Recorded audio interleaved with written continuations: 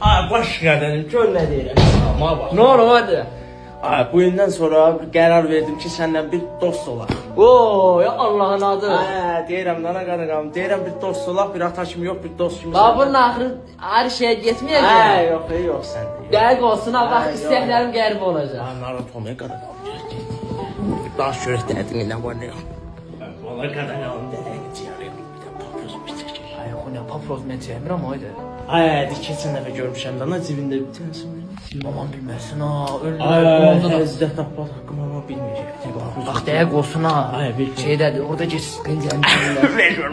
Pencerenin dibində. Arvadın qulağından iraq. Bəşək var gedək, iki qardaş.